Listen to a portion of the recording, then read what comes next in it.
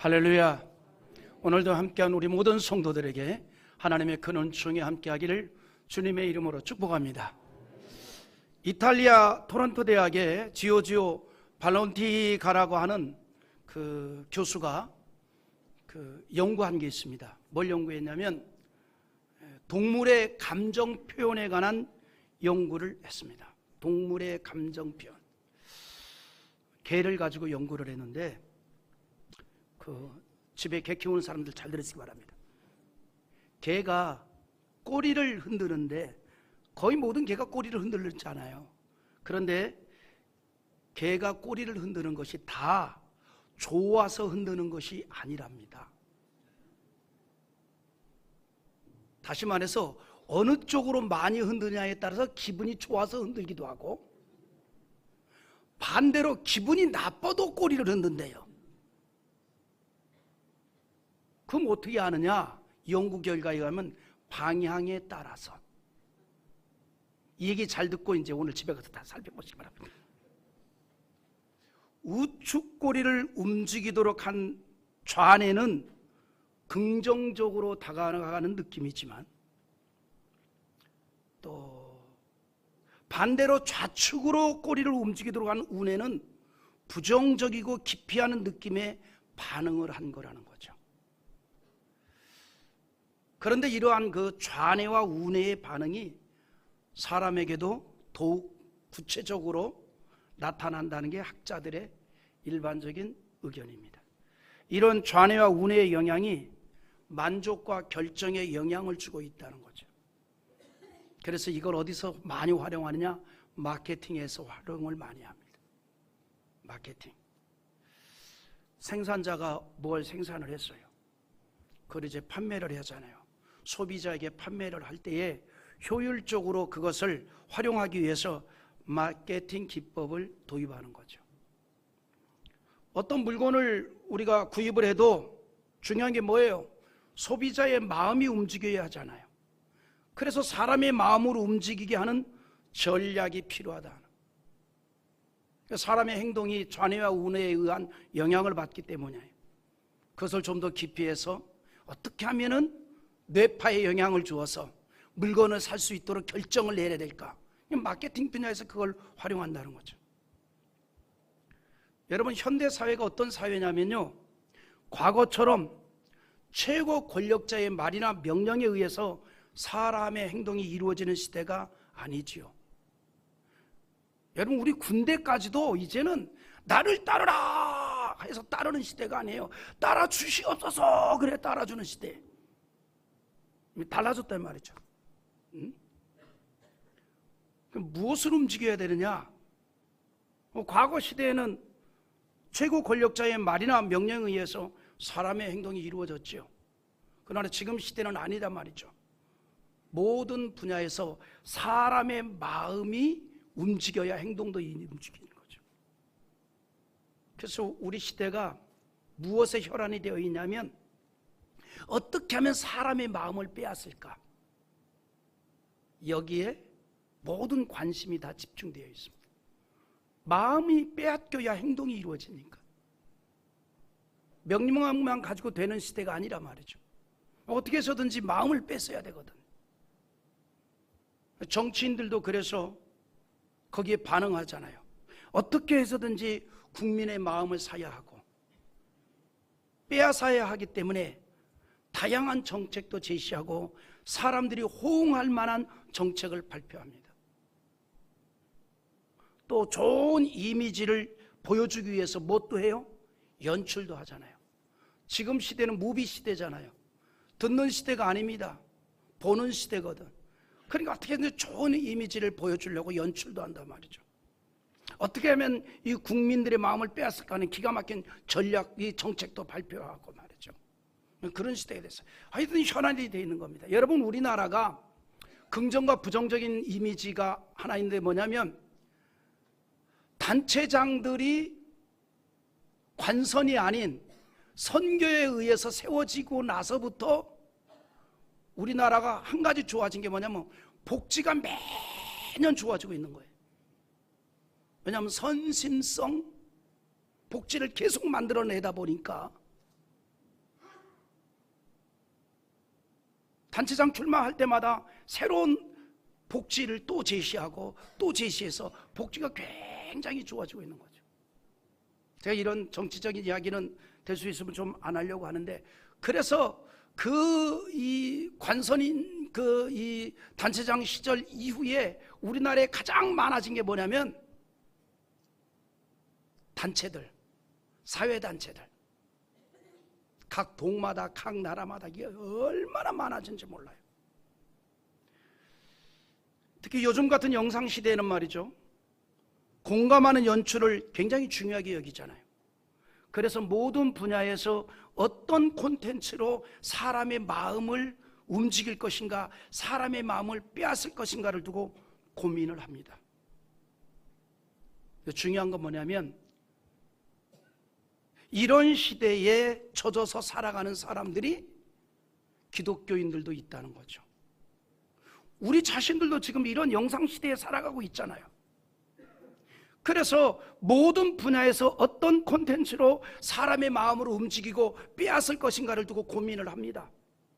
그런데 이런 영상시대에 우리 기독교인들도 포함되어 살아가고 있다는 거죠. 그래서 하나님의 말씀도 하나님 편에서 증거되는 것이 아니라 사람 편에서 증거될 수도 있다는 거죠. 사람 마음을 편하게 해야 되니까. 굉장히 중요하잖아요. 어떤 경우일까? 이런 경우예요. 여러분, 진리의 말씀이 전해져야 할 교회가 오로지 대중들의 관심만을 얻기 위해서 듣는 자의 가려운 곳만을 긁어주는 듯한 메시지가 전해지는 경우가 바로 그런 경우입니다. 간혹 지극히 일부이지만 기독교인이 신앙에 대해서, 주님의 몸된 교회에 대해서 불만을 가진 채로 신앙생활을 하는 경우도 있습니다. 제가 앞에서 뭘 강조했죠? 지극히 일부이지만, 제 수준으로 표현하면 잠자리 눈곱만큼.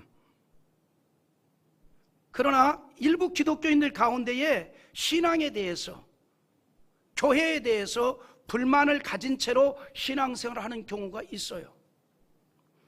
그렇다고 그 불만에 동조하는 메시지를 전해서 사람의 마음을 빼앗는 일에만 몰두한다면 이는 영적으로 볼 때에 포도원을 허는 여우와 같다는 거예요. 여러분, 이런 일들은요, 기성교회를 흔들고 성도들을 미혹하는 이단이나 할 일들입니다. 여러분, 이단들의 특징이 뭐예요? 신앙은 너무너무 좋은데 기성교회에 불만이 가득한 사람이 다 계십니다. 그래서 그 불만 섞인 이야기들을 자꾸 던져가지고 끌어가 버리는 거죠. 그런데 이런 일들이 이스라엘이 바벨론의 멸망을 당하던 시기에 비일비재했어요. 바벨론에 의해서 멸망당하기 직전의 이스라엘은 영적으로 선민으로서의 신앙을 완전히 버렸습니다. 하나님의 백성으로서의 신앙을 완전히 버렸습니다. 그래서 예레미야가 뭘 외쳤어요? 회개를 촉구하는 메시지를 전한 거예요. 그런데 다른 선지자들은 오히려 축복을 말합니다. 평안을 말합니다. 염려하지 마라, 평안하다. 염려하지 마라, 축복이다. 근데 에레미야는 그게 아니에요. 멸망할 줄 모른다. 하나님의 심판이 다가올 줄 모른다. 돌이켜 회개하여 여호와 하나님만을 온전히 찾아라. 그런데 에레미야가 전하는 이런 메시지와 완전히 반대되는 메시지를 전하는 자들이 많이 있었다는 거예요. 평안하니 염려할 거 없다. 회개할 거 없다. 축복을 하고 있었다는 거죠.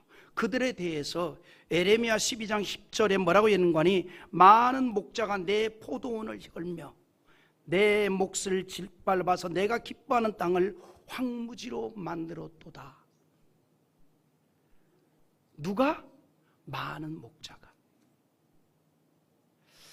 그래서 바른 말씀을 전했던 에레미야는 사람들에게 공격을 받았고 돌을 맞았고, 그릇된 말씀을 전했던 선지자들은 환영을 받았어요.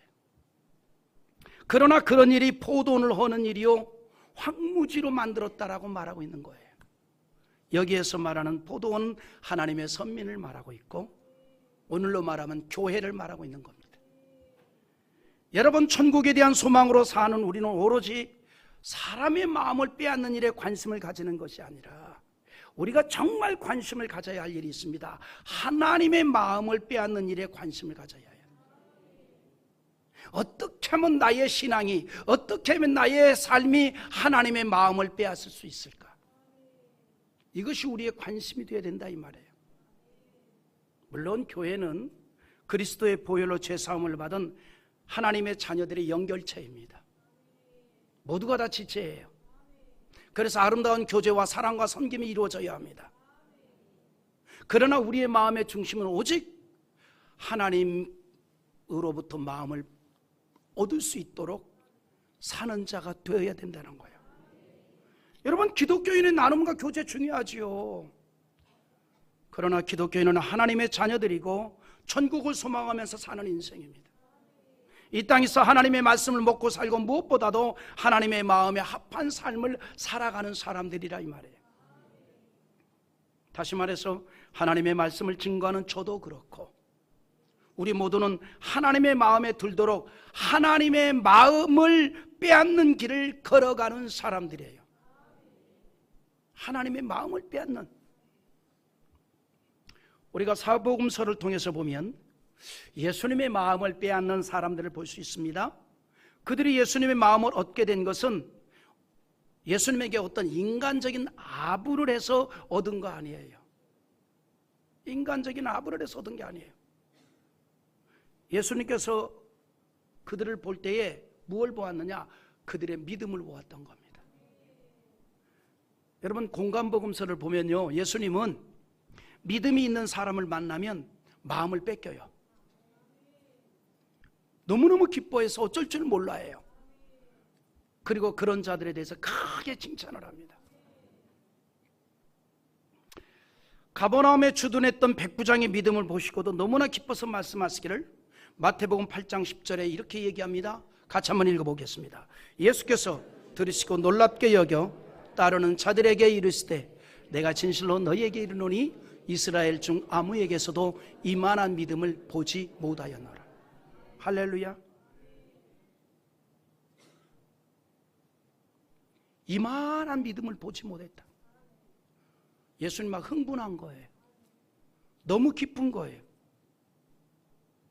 그래서 뭐라고까지 표현하는 거니? 기이 여겼다 이 말이죠. 내가 이만한 믿음을 내가 만나지 못했다 이 말이죠. 기대 이상의 믿음을 보고 놀라셨어요. 그리고 백부장의 믿음대로 그의 하인이 죽을 병에서 고침을 받게 됩니다. 또 예수님은요, 마리아의 믿음을 보고서도 너무너무 기뻐했어요. 마리아는 3년이나 함께 하였던 제자들도 미처 깨닫지 못한 예수님의 죽음을 알았어요.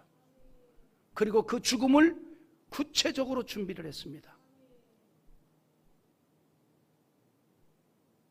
여러분, 살아갈 때 어느 때에 가장 답답함을 느낍니까? 어느 때에? 어느 때예요? 나랑 가장 가깝다고 여기는 사람이 내 마음을 못 일러줄 때 가장 답답하잖아요. 그럼 나랑 가깝게 지내는 사람이 누구예요?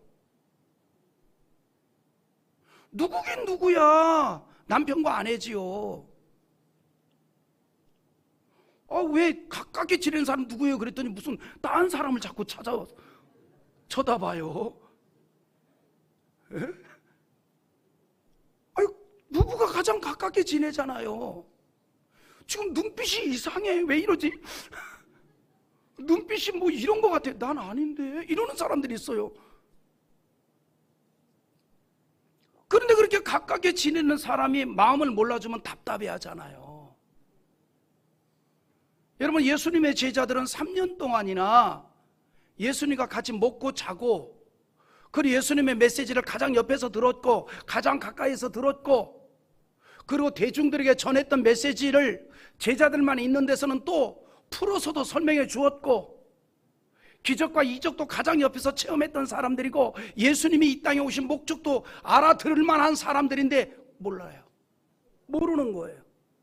그런데 마리아는 알았어요. 예수님이 이 땅에 오신 목적을 알았어요. 십자가에 달려 죽으시고 대속의 제물이 되실 것을 알았어요. 그래서 그 일을 구체적으로 준비한 겁니다. 그래서 옥합을 깨뜨려서 나드향을 부었습니다. 한마디로 말하면 마리아는 예수님의 장례를 예비했다는 거예요. 우리 한번 성경 읽어봅시다. 마태복음 26장 12절로 13절 시작. 이 여자가 내 몸에 이 향유물을 부은 것은 내 장례를 위하여 함이니라. 내가 진실로 너희에게 이르노니 온 천하에 어디서든지 이 복음이 전파되는 곳에서는 이 여자가 행한 일도 말하여 그를 기억하리라 하시니라. 예수님께서 마리아의 믿음으로 이루어진 행동을 귀하게 여겼어요. 예수님의 마음을 빼앗았던 거예요.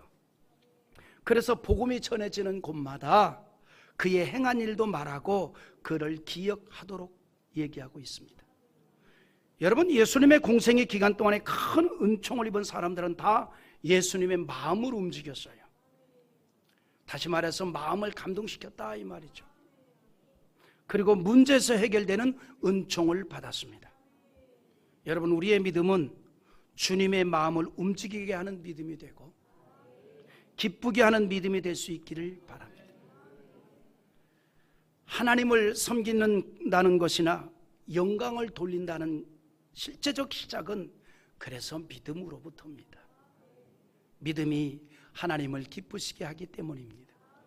그래서 성경은 믿음이 없이는 하나님을 기쁘시게 할 수 없다라고 단호하게 정의합니다.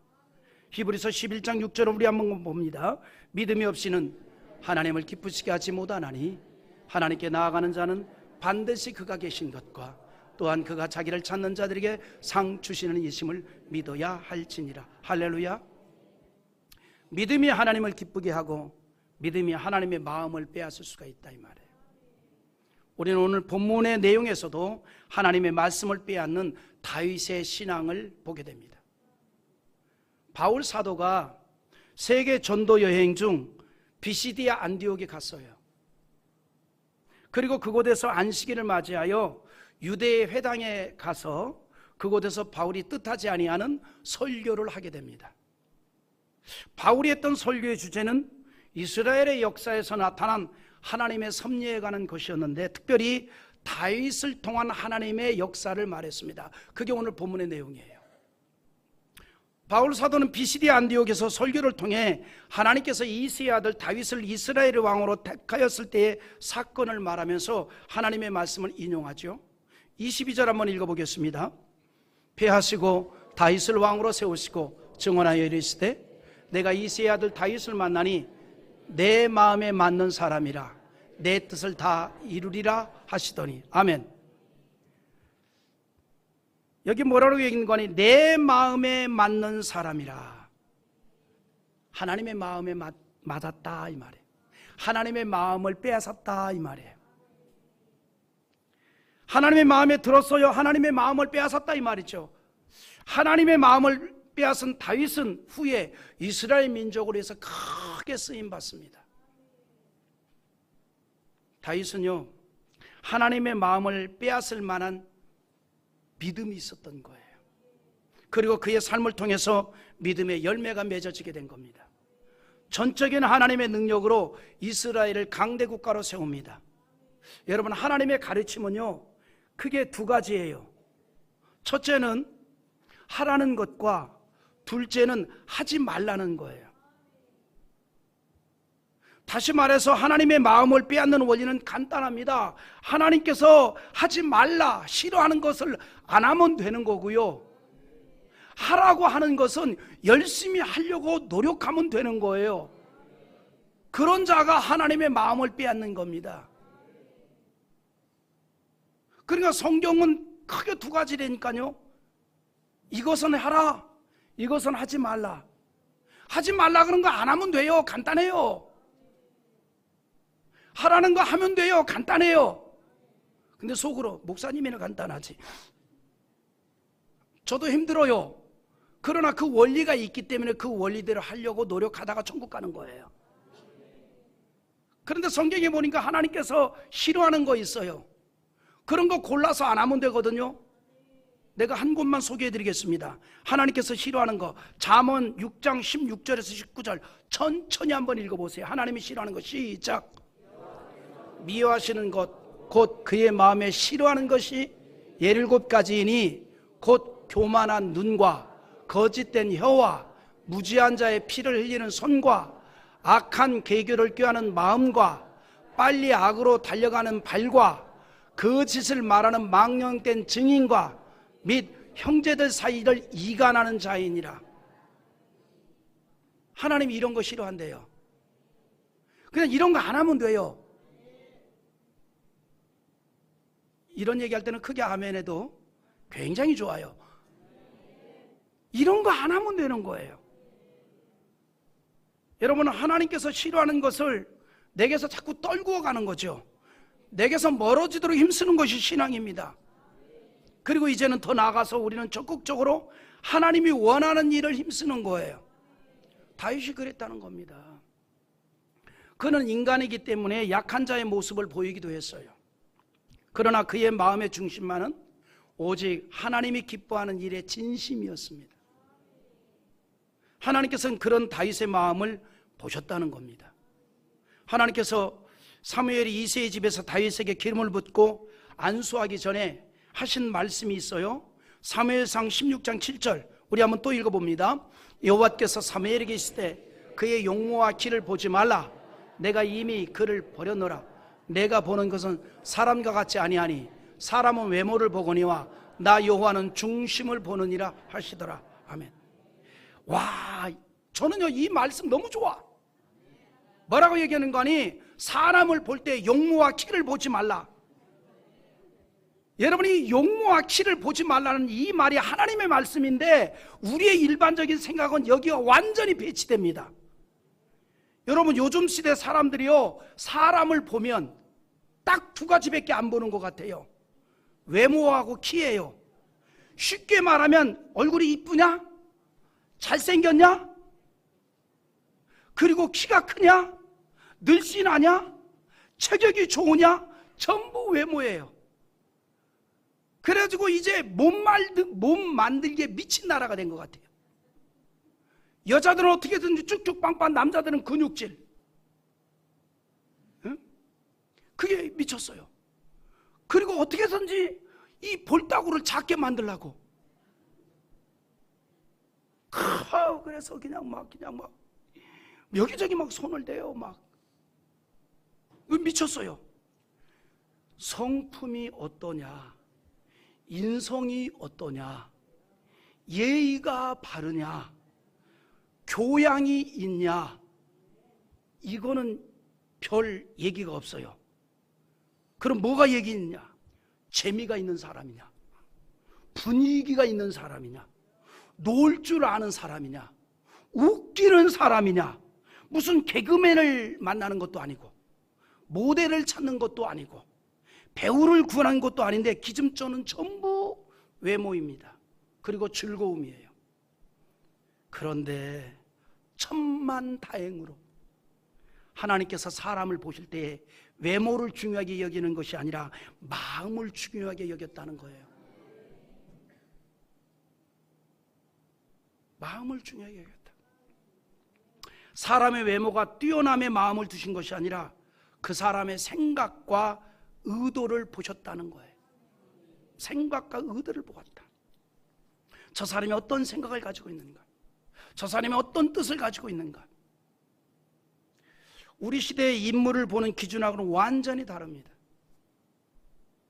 완전히 달라요.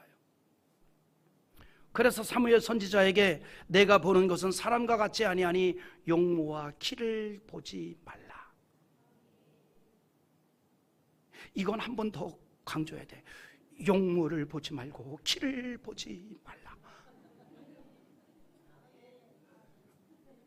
봐봐, 아멘은 전부 나이 드신 분만 아멘이야. 젊은 사람들은 아니야, 나는 그래도 키를 볼 거야, 나는 그래도 얼굴을 볼 거야.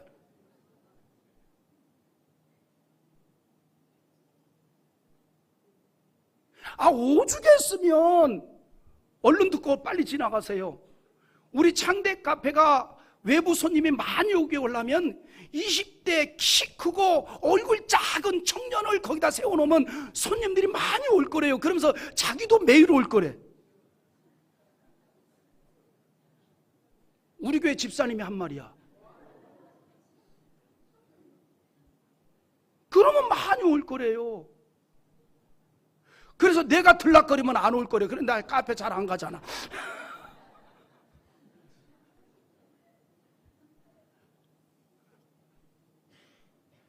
모르지 뭐. 저기 이종복 집사님 같은 사람이 거기에 있으면 좀 되잖아. 키 크고 얼굴 잘생겼고 목소리 죽이지. 근데 천만다행으로 하나님의 판단의 기준은 마음이라는 거죠. 이제 겨우 아멘 조금 한다. 인물을 찾을 때에도 마음을 보았습니다. 무엇보다도 그 마음이 하나님을 향한 믿음이 있는가를 보았던 거예요. 다윗은 그런 하나님의 기준에 합당한 사람이었어요. 여러분, 우리가 한번 상상을 해보겠습니다. 사무엘 선지자 앞에 이새의 아들들이 차례대로 소개되고 있는 그 시간에 다윗이 뭐하고 있었죠? 형들을 대신하여 그 많은 형들이 치고 있던 그 양들을 다윗이 혼자 돌보고 있었어요. 혼자, 막둥이가 혼자. 그러다가 사무엘 선지가 형들을 다 만나도 하나님의 감동이 없게 되어서 얘기하죠. 지금 내 앞에 데리고 온 사람들이 그 이새의 아들들이 다 끝났느냐? 그 이새가 뭐라 그래요? 있긴 있는데 걔는 아닐 것 같은데요. 있긴. 그러니까 아버지가 생각해도 다윗은 왕이 될 만한 외모가 아니에요. 참 얼마나 반가운 얘기인지 몰라요. 그러니까 생기기도 뭐 적당하다는 얘기죠. 그래서 걔는 뭘 시켰어요?